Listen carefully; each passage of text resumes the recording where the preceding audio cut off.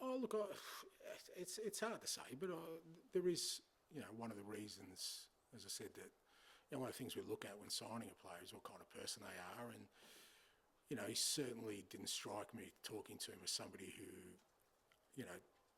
is going to shy away from that kind of opportunity should it come his way. I definitely got the sense that what if you throw me in, and that's what I want. But that was a big part of sort of bringing him in and bringing him in now, because that was the reality that potentially you might have to. We'll have to throw you in straight away. So that was always in our thinking. So I get that sense, but at the same time, that doesn't mean that it's not going to still be a big occasion whenever he does that, whether that's tomorrow or the weekend or whatever game he plays. It's it's his first sort of foray out of his home country, so it's a big step for him. But he's certainly his demeanour and his character is one that that whenever that opportunity presents himself, he's certainly not going to shy away from it. Since it's been patchy, I think it's fair to say. How have you assessed how he's playing? Yeah, look, I think, you've always got to keep context. I mean, Mo's an unbelievable player, but he's playing in a fantastic team flying at the moment. Hazard to say, if you put Sonny in Liverpool's team, I reckon his goal scoring return would be decent. It's hard for our players at the moment. Even guys like Solanke and Kulusevski, Johnson, they're trying awfully hard to be the best they can be, but there is context to that in that we're a team that's very disrupted, that is not playing with the fluency it can play with. We're asking players to play in positions that they're totally unfamiliar with, and that has an effect. So I think, like I said, to me, it's about context. It's about, but if when we're at our best, I still think you'll see that Sonny's return in terms of his ability to score goals and be real effective for us. I don't think that's diminished at all.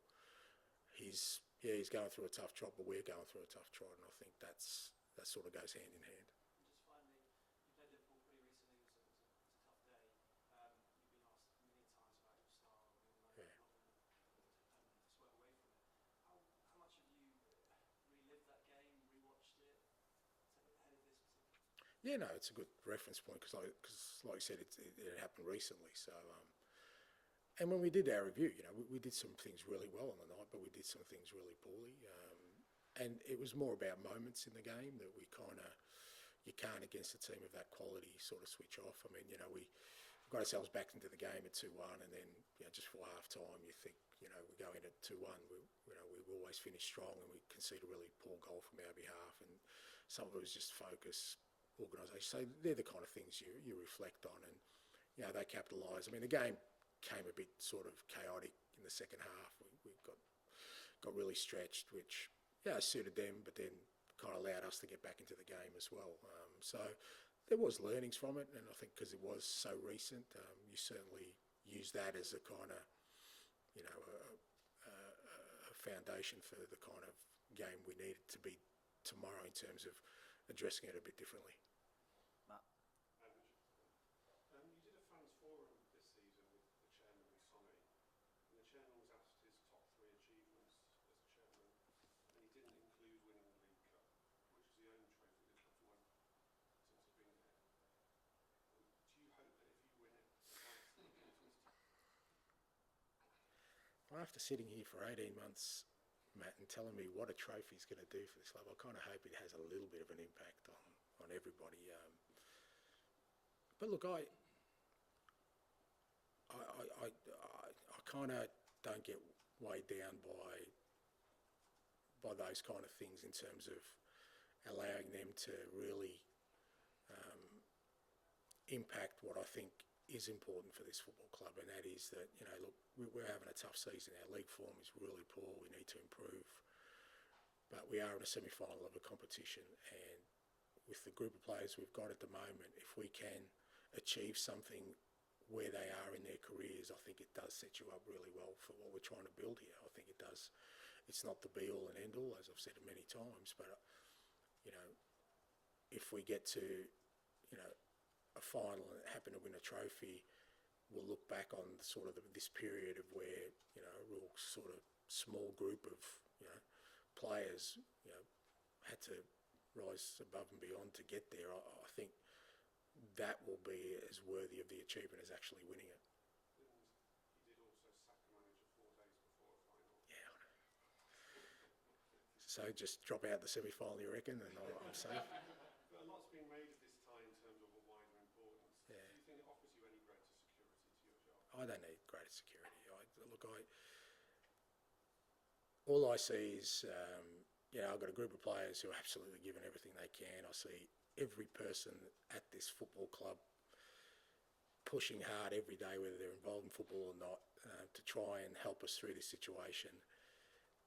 I don't need anything more than that. It's my responsibility. The results are on me. It's my responsibility to change that. If it doesn't change, then of course I'm the one that should take whatever ramifications there are to it. But I don't need any more security than seeing what I see every day, that the club, everyone at the club is totally supportive of what we're trying to do, and they're trying to help me and trying to help us get through this. And that's all you kind of any manager really needs. I'm not interested in security.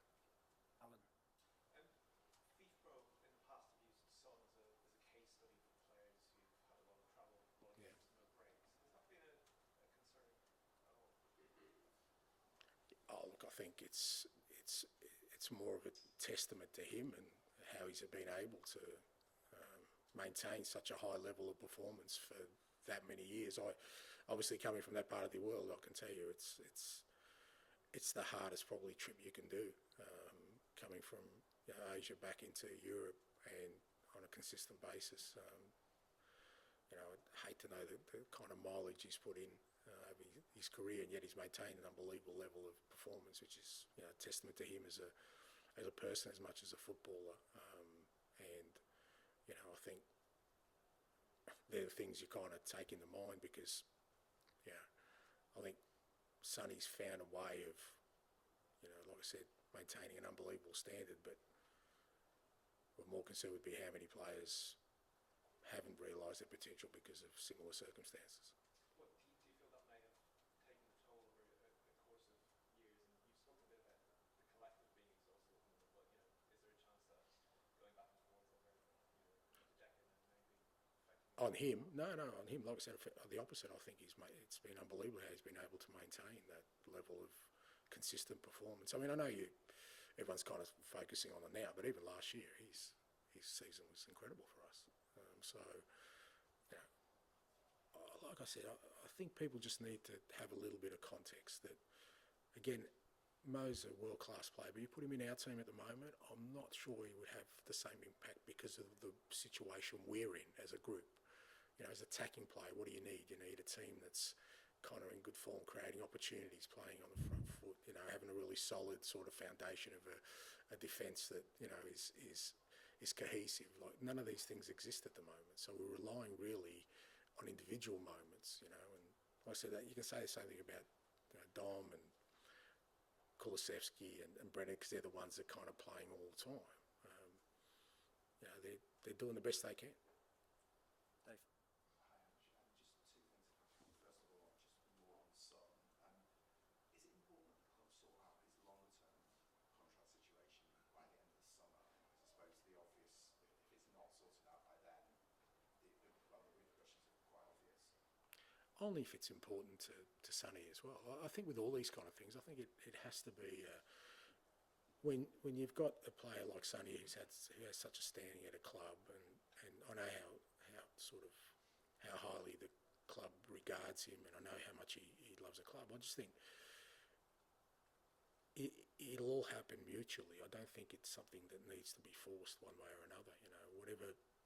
I don't think the club will be, you know, sort of in a position of trying to force anything, or Sonny would try and force anything. I think there's enough sort of respect and sort of enough credit between both parties that, you know, those kind of discussions I think will happen naturally, and, you know, I think we'll come to a conclusion that everyone's happy with. Do you get the sense that's what Sonny wants? Look, I don't want to speak on behalf of, you know, I think what Sonny wants is for us to win tomorrow night. I think that's where his headspace is at the moment. And just the other thing was that in the 6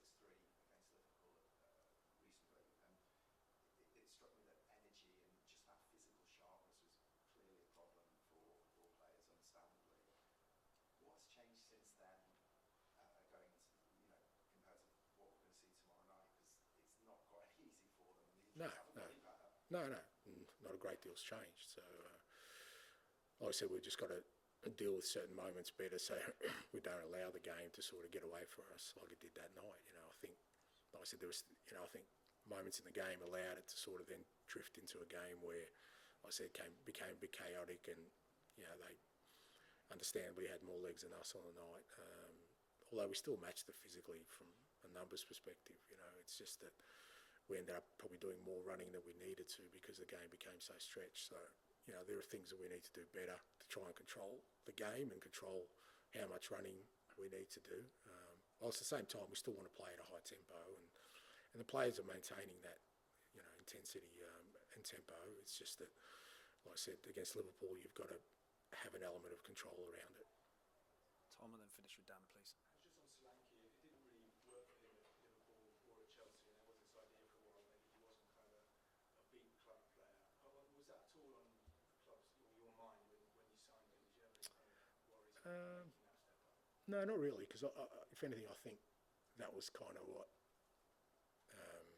excited me about it, because I knew I was going to get a player who had something to prove. Who probably felt like, okay, the start of my career wasn't great, but I've worked my way back to a big club, and now I want to show people that